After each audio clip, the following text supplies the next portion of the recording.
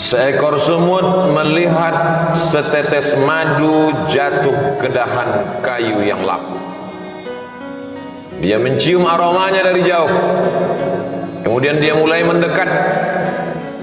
Dia tahu ini harum semerbak. Lalu kemudian dia mulai mencicipi manisnya. Kurang puas, akhirnya lebih mendekat. Akhirnya madu yang kental menarik kakinya satu persatu. Lama-lama kepalanya, akhirnya seluruh badannya masuk ke dalam madu. Mati dalam keinginan hawa nafsu yang tak terbatas. Berawal dari keinginan mencicipi, berakhir dengan kematian yang fatal. Semut-semut yang lain pun datang melakukan perbuatan yang sama, mencicipi, terjerumus, tenggelam, dan mati. Akhirnya puluhan semut mati dalam setetes madu. Kalau mati dalam setetes racun biasa, tapi mati dalam setetes madu merupakan tragedi yang luar biasa. Manusia diharapkan tidak seperti itu, maka dikatakan afala ta'qilun, mengapa kamu tidak berakal? Afala tatafakkarun, mengapa kamu tidak berpikir? Afala tatadzakkarun, mengapa kamu tidak ingat? Fadzakir, ingatkan orang lain. Inna fa'atiz dzikra, karena mengingatkan itu bermanfaat. Faksusil qasasa, ceritakan tentang kisah-kisah mereka yang mati dalam setetes madu. La'allahum yatafakkarun, mudah-mudahan mendengar kisah itu terbuka cakrawala berpikir mereka, sehingga tidak terjerumus dalam lubang yang sama. Hanya keledai bodoh dan dungu yang terperosok dalam lubang yang sama dua kali. Tapi apa mau dikata, malang tak dapat ditolak, untung tak dapat diraih. Kehidupan manusia, sejarah berulang, musim berganti, isi dunia itu ke itu saja.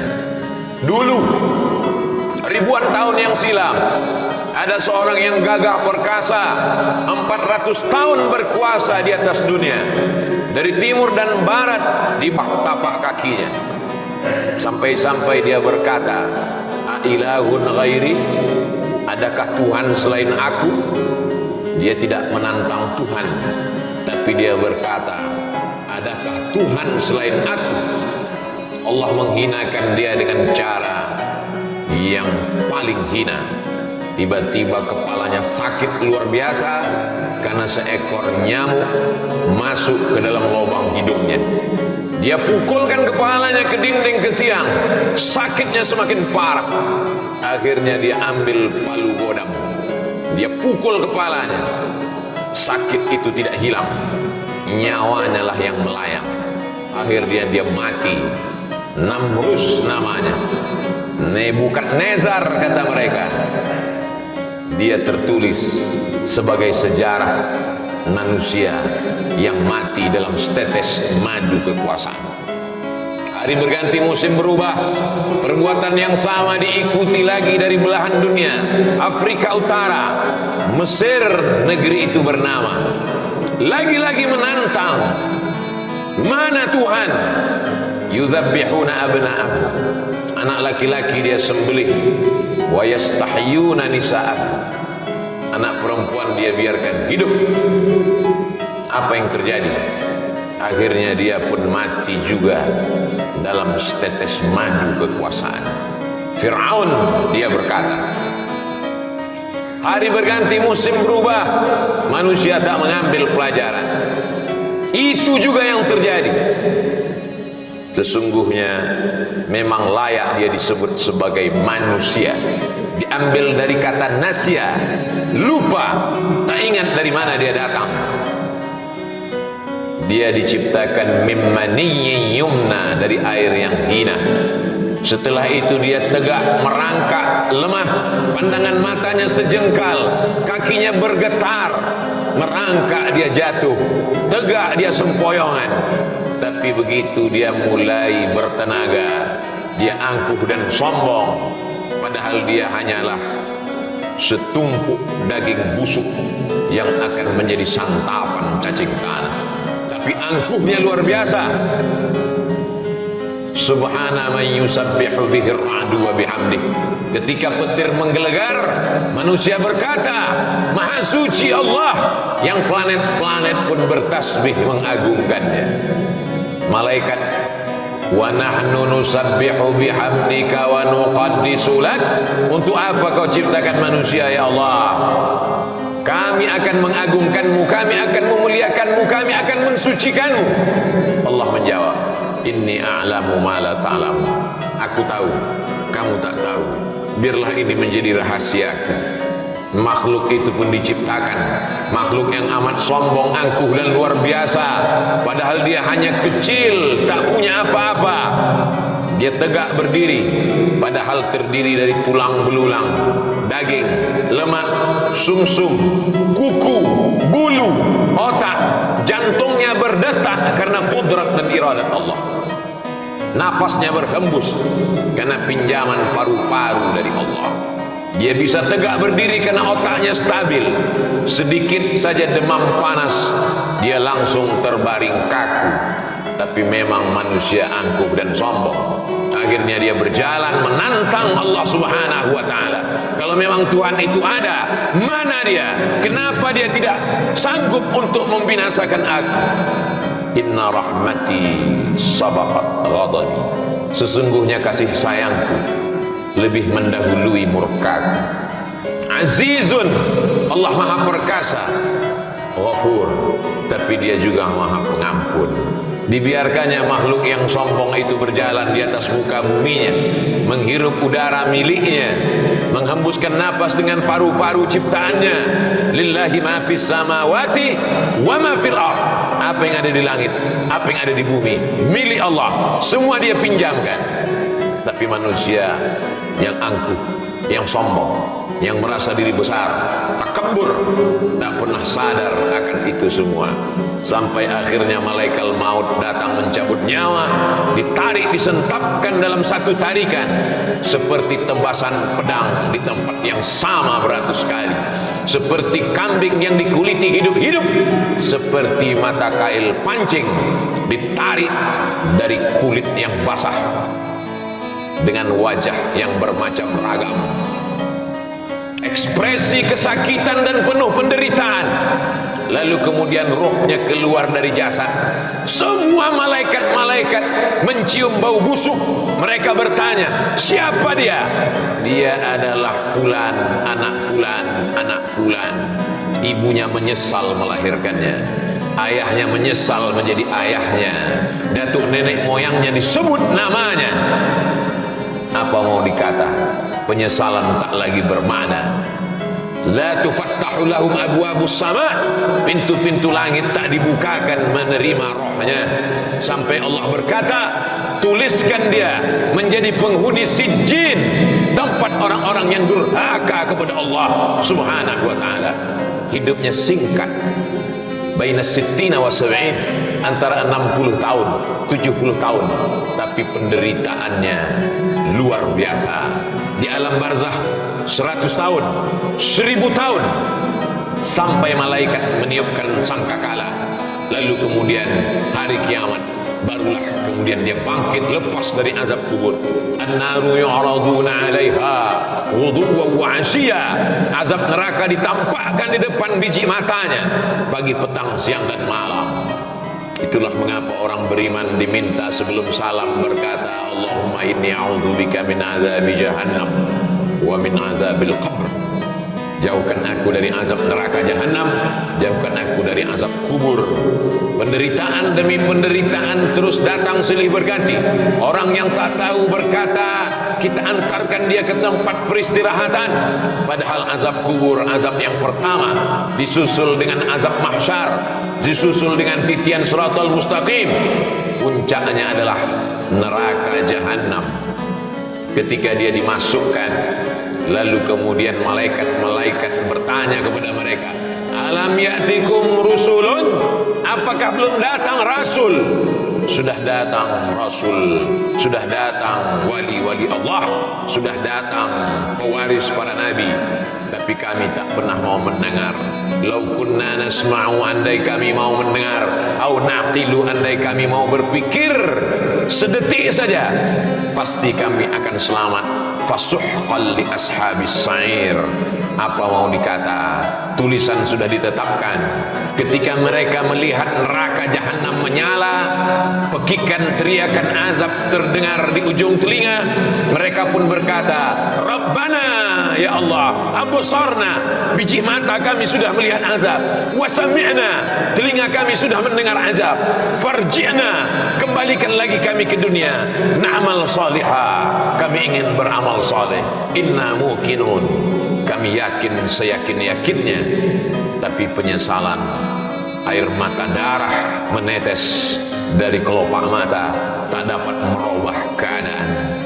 Itulah mengapa Allah subhanahu wa ta'ala masih mengingatkan laki-laki yang baligh berakal dalam keadaan sehat walafiat, telinganya wajib mendengar wasiat takwa dari khatib, usikum wa nafsi bitaqwallah, dengarkanlah, takutlah kepada Allah subhanahu wa ta'ala. Andai kaki pernah melangkah ke masjid, andai tangan pernah mengusap kepala anak yatim, andai akal pikiran pernah berpikir bagaimana menolong rumah Allah, bagaimana menolong agama Allah, bagaimana menolong yatim, fakir, miskin, du'afa, hamba Allah yang teraniaya, andai mata pernah menetes di tengah malam, ainani, dua biji mata, la yamassuhuman nar, yang tidak terkena jilatan api neraka, ainun bakat min khasyatillah, andai pernah terbangun di tengah malam lalu berkata, Rabbana zalamna anfusana wa illam taghfir lana wa tarhamna lanakunanna minal khasirin, andai lidah pernah berkata subhanallah wa bihamdihi subhanallahil azim, andai lidah pernah berkata Allahumma salli ala sayyidina Muhammad wa ala ali sayyidina Muhammad, andai lidah pernah berkata afdalul dzikri fa'lam annahu la ilaha illallah, andai lidah pernah dipakai untuk mendengarkan tausiah, khutbah, nasihat, wa tawasau bil haq, wa tawasau bil haq, andai tenggorokan pernah dipakai untuk menyuarakan amar ma'ruf nahi mungkar, andai jabatan yang dititipkan di ujung jari telunjuk pernah dipakai untuk menolong agama Allah, tentulah hari itu dia akan menolong. Andai pernah dipakai untuk mewakafkan kitab Allah, Iqra'ul Quran, bacalah Al-Quran, fa innahu ya'ti yaumal qiyamah, dia akan datang pada hari kiamat, syafi'an li ashabi, memberikan syafaat pertolongan kepada orang-orang yang pernah membacanya, mewakafkannya, memberikan jabatannya, hartanya, kuasanya, suaranya, ilmunya untuk mencerahkan hamba Allah di atas muka bumi Allah, menolong agama Allah. Tapi tak satu pun dari anggota tubuh itu dapat menolong. Maka dikatakan dalam doa Nabi, mat'na bi asma'ina wa absarina wa quwwatina, jadikan pendengaran kami, pandangan mata kami, tenaga yang kau titipkan pada tubuh kami menjadi nikmat. Jangan jadikan dia sebagai azab ya Allah. Sakit bukan azab, karena sakit boleh jadi menghapuskan segala silap salah dan dosa. Susah bukan azab, boleh jadi kesusahan membuat orang taubat, kembali ke pangkal jalan, mengenal Allah subhanahu wa ta'ala. Azab adalah ketika badan sehat tapi tidak ingat untuk beribadah. Azab adalah ketika harta banyak tapi tak pernah terpikir untuk menolong agama Allah. Azab adalah ketika kekuasaan ada di ujung tangan tapi tak pernah dipakai untuk menegakkan agama Allah. Itulah azab di atas azab, karena dia akan ditanya di soal, la tus'alunna yawma idzin 'anil na'im faman ya'mal mithqala dzarratin khairan yarah. Sebesar ujung tombak, sebesar ujung mata pisau, sebesar ujung rambut, sebesar tapak kaki semut yang hitam di atas batu yang legam di tengah malam akan dituntut di hadapan Allah subhanahu wa ta'ala. Siapa yang membela saat itu? yauma yafirrul mar'u min akhihi. Saudara kandung pun akan lari. Wa ummihi, ibu kandung. Wa abi, ayah kandung. Wa sahibatihi, istri lari dari suami, suami lari dari istri. Wa bani, anak-anak dibesarkan, disekolahkan, dikandung 9 bulan 10 hari, disusukan 2 tahun. Kaki jadi kepala, kepala menjadi kaki, untuk membesarkannya, untuk menyekolahkannya. Tapi ketika menghadap Allah, mereka pun tak dapat menolong. Yang hanya bisa menolong adalah ayyukum ahsanu amala. Hanya amal-amal soleh yang bisa menolong di hadapan Allah. Yauma, pada hari itu, la yanfa'u malun, harta tak berguna, wala banun, anak tak bermanfaat, illa man atallah, kecuali orang yang datang menghadap Allah biqalbin salim, dengan hati yang bersih, bersih dari hasad, bersih dari dendam kesumat, bersih dari sifat ujub, bersih dari angkuh, bersih dari merasa lebih hebat, lebih tinggi, lebih mulia, lebih berkuasa, lebih berharta. Semuanya dia tundukkan di hadapan Allah. La yadkhulul jannah, tak masuk surga. Man kana fi qalbihi, siapa yang dalam hatinya mithqala habatin min khardalin min kibrin, ada angkuh walaupun sebesar ujung rambut, tetap akan diminta pertanggungjawaban di hadapan Allah Subhanahu wa ta'ala. Jamaah Jumat yang dimuliakan Allah Subhanahu wa ta'ala, hari berganti, musim berubah, waktu yang sudah ditentukan sampai dalam hitungan detik. Idza jaa ajaluhum, kalau ajal sudah sampai, la yastakhiruna sa'atan, tak dapat ditunda walau sesaat, wala yastaqdimun. Mata yang terang benderang mulai melihat ruh keluar, terbuka kelopak biji mata, ternganga mulut, ruh pun dicabut. Akhirnya semua hanya sekedar menjadi mimpi dan kenangan semata. Mimpi menjadi orang kaya, mimpi menjadi penguasa, mimpi menjadi orang yang disanjung dan dimuliakan. Pada akhirnya tetap juga akan menghadap Allah Subhanahu wa ta'ala. Semua akan mengiring, semua akan bersedih, semua akan menangis. Yatsba'ul mayyita thalathun, yang mengiringi ke liang lahat ada 3. Maluhu, hartanya, kendaraan yang dia beli dengan tetes peluh keringat dan air mata. Harta benda ikut mengiring sampai ke tempat parkir taman pemakaman umum. Sahabat, kerabat, andai tolan, anak menantu, kawan sejawat ikut mengiring, menangis mereka sejenak. Setelah itu mereka pun akan pulang ke rumah. Yang ingat, kalau pernah anak disekolahkan ke pondok pesantren menghafal Quran, di tengah malam dia terjaga, dia sholat tahajud, dipandangnya gambar wajah ayahnya di tepi dinding, gambar mulai lusuh. Di saat itu dia pun mengangkat tangan dan berkata, Rabbil firli wali walidayya warhamhuma kama rabbayani shaghira. Menetes air mata, di ujung kelopak jatuh ke bibirnya. Sayup-sayup dia berkata, Allahumma ja'al qabrahu rawdatan min riyadil jinan. Jadikanlah kubur ayahku salah satu dari taman-taman surgamu ya Allah. La taj'al qabrahu hufratan min hufarin niran. Jangan jadikan kubur ibuku salah satu dari lubang nerakamu ya Allah. Tapi apa mau dikata, dia tak pernah diajar agama, dia tak tahu bagaimana cara mendoakan orang tua, dia tak tahu bersedekah, dia tak tahu sholat malam. Yang dia tahu, kalau sayang adalah hadiah, kalau sayang jalan-jalan, kalau sayang kendaraan, kalau sayang gadget. Kalau tidak ada hadiah, tidak sayang.